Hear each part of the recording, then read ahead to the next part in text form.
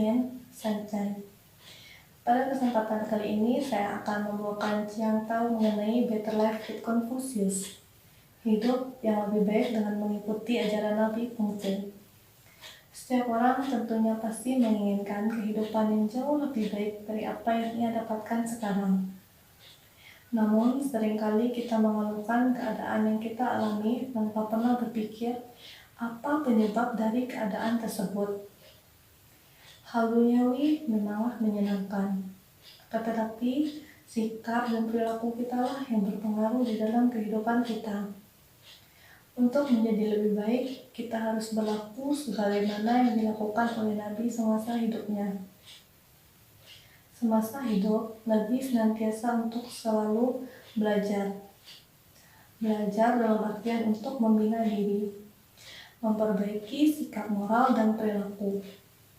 Namun sangat disayangkan karena pada zaman sekarang, banyak dari mereka yang belajar dengan tujuan untuk menyombongkan diri, mendapatkan nama baik, pujian, ataupun bahkan menjadikannya sebagai cover ketika di depan orang lain. Seperti yang tertulis di dalam kitab Injil bab 14 ayat ke-24, zaman dahulu orang belajar bertujuan untuk membina diri. Sekarang orang belajar bertujuan untuk memperlihatkan diri kepada orang lain.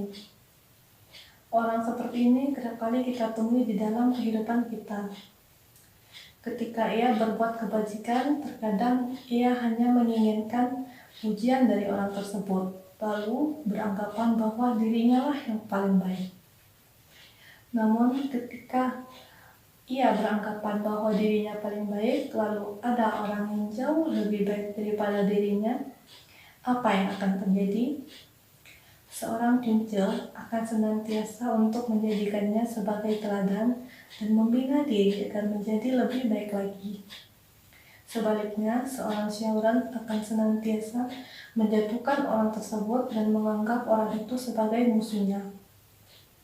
Demikianlah di dalam kitab Injil bab 14 ayat ke-23 tertulis, majunya seorang Cunce itu menuju ke atas, majunya seorang Syauran itu menuju ke bawah.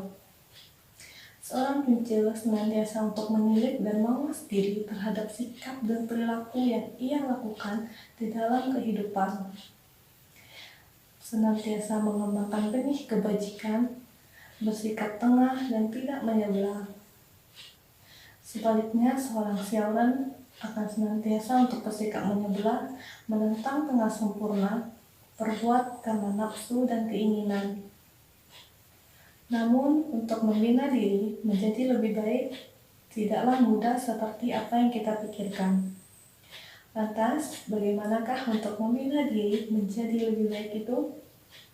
Di dalam kitab Taswif, bab utama ayat 5 tertulis, dengan meneliti hakikatnya perkara, akan dapatlah mencukupkan pengetahuannya. Dengan pengetahuan yang cukup, akan dapatlah mengimankan tekadnya. Dengan tekad yang beriman, akan dapatlah meluruskan hatinya. Dengan hati yang lurus, akan dapatlah membina dirinya. Dengan diri yang terhina, akan dapatlah membereskan rumah tangganya. Dengan rumah tangga yang beres, akan dapatlah mengatur negerinya. Dengan negeri yang teratur, akan dapat dicapailah damai di dunia.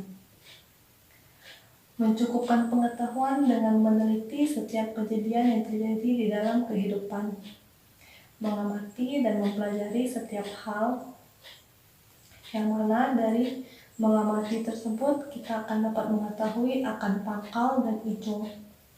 Pangkal sebagai awal dan ujung sebagai akhir.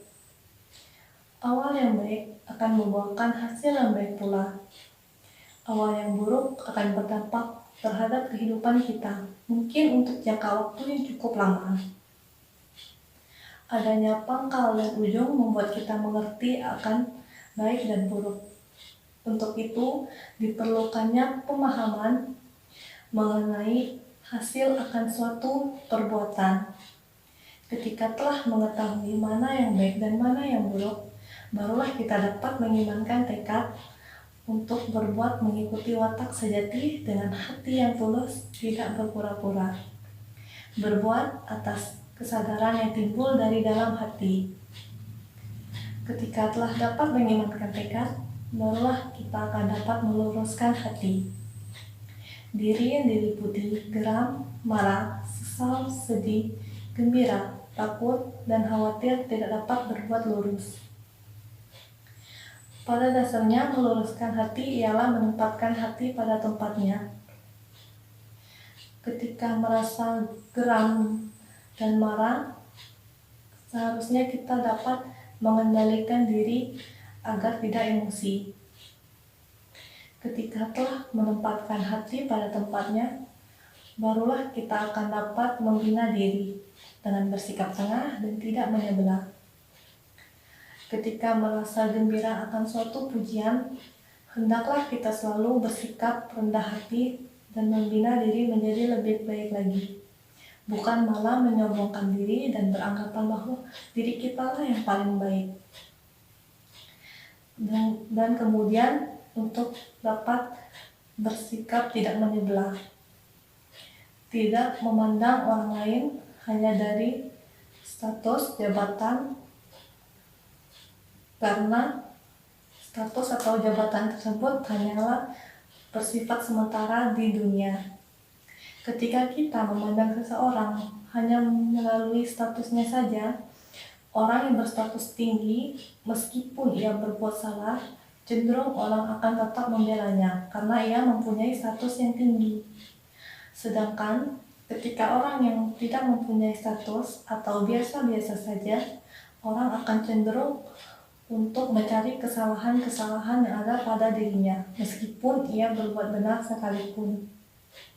Dengan demikian, ketika telah membina diri untuk dapat bersikap tengah dan tidak menyebelah, barulah kita akan dapat membereskan rumah tangga dengan membina anak dan istri untuk bersikap susila, saling menghormati dengan yang lebih tua.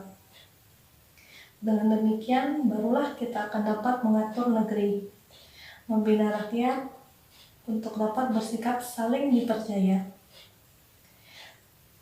Ketika telah dapat membina rakyat untuk bersikap dapat dipercaya, barulah akan dapat dicapai damai di dunia.